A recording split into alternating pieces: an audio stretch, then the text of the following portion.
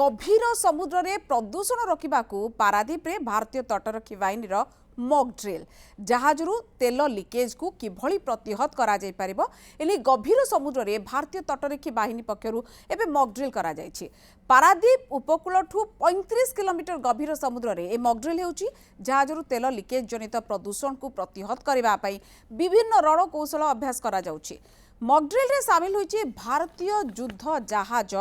विजय एवं आपण देखि पारुचंती समुद्र भीतर दृश्य एवं ये केमिति मॉक ड्रिल चली।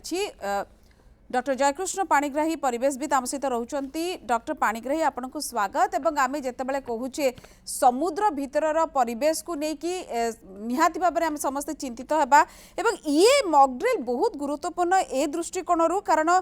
तेल लिकेज हवा एवं समुद्र रे खेले हवा बहुत गुड़िया सामुद्रिक जीवपाई गोटे बहुत गंभीर समस्या तैयारी करे। तो एको नै कि आपनकर मतामत सार टिके जानिबा। प्राइम रो राग एमिति जे मन को निजर करिने प्राइम चिली पाउडर देखंतु दिन को दिन हमर अर्थनीति उपकूल ऊपर निर्भर करछि। बहु संख्या रे जहाज चलाचल करछि।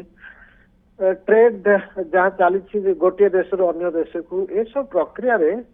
प्रदूषण निश्चित भाव में वृद्धि पाउछि। विशेष भाव में उपकूल परिसंस्था जहाँ उपर मनीष माने निर्भरशील एवं जो बहु संख्यार अन्य जीवजाति माछ इत्यादि बसवास करती जेतेबेले निर्दिष्ट भाव में तैल टैंकर जो माने पेट्रोलियम जिनस गोटे जगार अन्य जगह को लेकर आसती बेले एक्सीडेंट होता है। ये दुर्घटना प्रक्रिया बहुत परिमाण तैल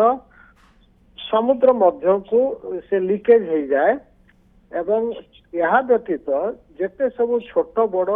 बोट बा जहाज चलाचल कर पेट्रोलियम जात पेट्रोल डीजेल इत्यादि व्यवहार कर क्रूड ऑयल से आणुचंती ये सब लीकेज किछि परिमाण रे घटी थाए जो कि उपकूल परिसंस्था ये तैल जनित प्रदूषण गोटे मुख्य समस्या होता है। छड़ा अन्य बहु उत्सरू स्थल भागु प्रदूषित पदार्थ समुद्र मध्य प्रवेश किंतु एबे तैल जनित प्रदूषण को किभली ह्रास करा जाई परिबो कम करा जाई परिबो जदि कोनोसी कारण रे गोटे एक्सीडेंट हैला बा तैल से अंचल रे प्रदूषण यथेष्ट मात्रा वृद्धि पाइला जहार प्रभाव सीधा सड़क जो जलीय परिसंस्था रे जीव जंतु माने अछंती आपण देखिथिबे अतीत रे एमती तैल टैंकर रु तैल निर्गत हेछि पक्षी माने शह शह संख्या तांको देह रे तेल लागि जिबा फल रे से माने उड़ीवार सक्षम होंती नहीं मृत्यु मुखरे पड़ंती। माछ माने बहु संख्या रे मृत्यु मुखरे पड़ंती एवं एभली कि सेमान जो अंडा दान करथांते पानी रे छोट छोट माछ जन्म होई थांती एमाने सब संपूर्ण भाव रे मृत्यु मुखरे पड़ंती। ता सहित किछि स्तन्य प्राणी मध्य बसवास करंती। तो सामग्रिक भाव में ये परिसंस्था उपरे जलीय परिसंस्था बा सामुद्रिक परिसंस्था उपरे नकारात्मक प्रभाव विस्तार करे जो कि वर्तमान कोस्ट गार्ड से माने ये जो मॉक ड्रिल कर उद्देश्य होची जदि हठात एभली गोटे परिस्थिति सृष्टि हुए ताकू किभली केते शीघ्र नियंत्रण करी हबो ताहले ए जो क्षतिकारक प्रभाव विस्तार होची जीव जंतु मानक उपरे एभली कि मनुष्य उपरे मध्य तार प्रभाव रहिची काना जो माने समुद्र रे सबले बस माने लंबा समय धरि के रहउचंती जदि प्रदूषण एथि बढ़ी बढ़ी चले से माने निश्वास रे मध्य ए प्रदूषित पदार्थ को शरीर को नेबे सेमानकर स्वास्थ्य समस्या सृष्टि हो ए प्रकार संभावना मध्य रही।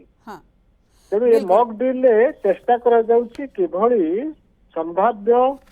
एभली एक्सीडेंट को केंद्र नियंत्रण करा जिवो किभली रोका जाई पारिबो। डॉक्टर जयकृष्ण पाणिग्राही बहुत बहुत धन्यवाद कारण जेमती स्थल भाग रे प्रदूषण को रोकिबा पे विभिन्न भाव में पदक्षेप निया जाउछि जल भाग पई बा सामुद्रिक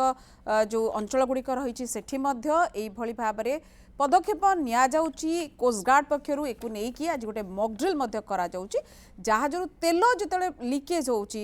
विभिन्न कारणरू ताकू किभली भाव में रोका जाई परबो केते जल्दी रोका जाई परबो कारण जो प्रकार गंभीर समस्या सामुद्रिक जीव मानक पई हबो जार प्रभाव मध्य रहिबो स्थल भाग रे जो माने बसवास करूचंती ताकू किभली रोका जाई परबो।